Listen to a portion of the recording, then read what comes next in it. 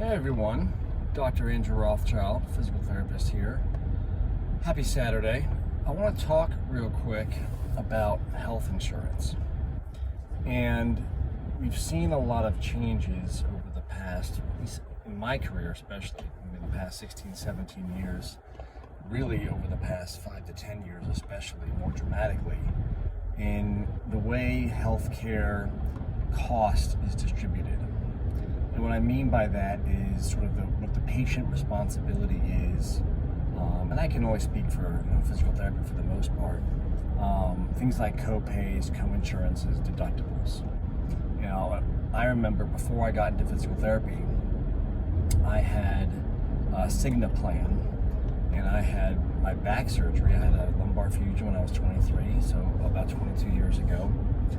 And I remember, I think I paid less than $100 for my surgery, for my end. And I guess Cigna picked up the rest, which was pretty phenomenal. And then when I went to physical therapy, I think my copay was around $10 each time I went, which was pretty phenomenal. And I never thought twice about it. And that was 20 years ago. And it has drastically changed. Now, there are some people who have $10, $15, $25 copays. It all depends on their insurance plan. Sometimes it depends on who you work for and what access to plans that you might have. Larger companies with more purchasing power get access sometimes to bigger plans and better plans, better rates.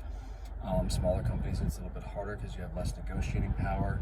And then within different health insurance companies, like your Cignas, your Aetnas, your Blue Cross Blue Shields, there's also sub-tiers of plans. Same thing with things like Medicare. And it's really hard to know what is going on and what the nitty-gritty is in all those plans. So you don't always really know what you're signing up for. And to be quite honest, physical therapy is not usually strongly considered when choosing a health insurance plan. But we have really seen the cost shifting to the consumer from the health insurance company, where deductibles might be in the several thousands to double-digit thousands. So if you have a $7,000 deductible, for example, you might have a plan that you're required to pay 100% of whatever it is until you reach that deductible before your health insurance kicks in. I've seen these. I've seen like $2,000, $3,000 deductibles, $10,000 deductibles. I had a physician as a patient once several years ago who herself, it was her and her husband, had a $10,000 deductible. And that's not a bad thing if you really don't think you're going to use your health insurance, because you're going to have probably a lower monthly cost. But then when you do have to use it, it's going to be a higher, every time you come to the physical therapy office or a medical office, you're going to paying a lot more out of pocket. And that might be worthwhile to you, depending on what your plans are and what your goals are. For other people, we're seeing that there's like $70 copays.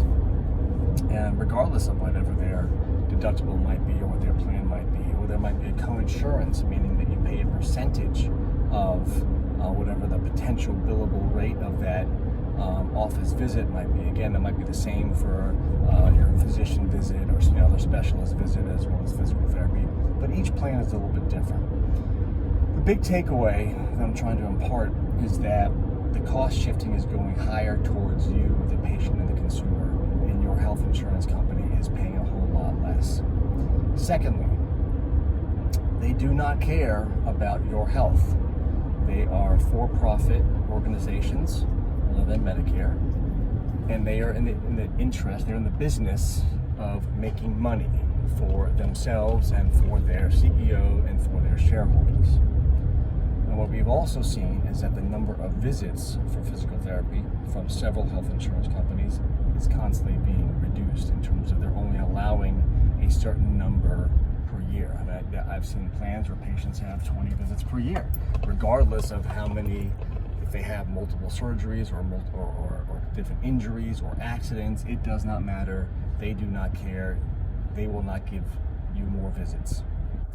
I've seen plans where there's an unlimited number of visits, but that's misleading, because they only will approve maybe a handful of visits. They might approve 6 visits here or 5 visits there. And if certain criteria that aren't met based on whatever very arbitrarily they deem to be appropriate or required, you may not get more visits despite still being in pain or not achieving a certain level of function that you were at before the injury or pain set in. So what do we do about that? Well, ideally, we try to maintain as healthy a lifestyle as possible so you don't have to use healthcare. And that's sometimes easier said than done. Sometimes people are dealt a bad hand. Genetic standpoint, there's certain lifestyle things that get in the way, and of course accidents happen. But the important thing is that sometimes when you're making decisions on what health insurance plan you're going to choose, a lot of times physical therapy in general is a much lower cost compared to medical, compared to certain prescription drugs, compared to radiological tests, MRIs, CTs, those kinds of things, ER visits. But it should be at least considered when making a healthcare decision, a health insurance decision, especially if you think you might utilize it. If you do some sort of sport, if you do some sort of high-risk activity, if you're a little bit older age, you might have some orthopedic surgeries coming up down the line. Just some things to think about. And then the other big thing, just to take home, is that again, health insurance companies are not interested in your health; they are interested in making money. Your cost has gone up, your out-of-pocket cost has gone up, and again, those are something that should factor into in terms of the bang for buck that you're getting for what you're, in terms of what you're getting from a health care coverage for what you're spending. All right, thanks so much for listening, and I'll talk to you all later.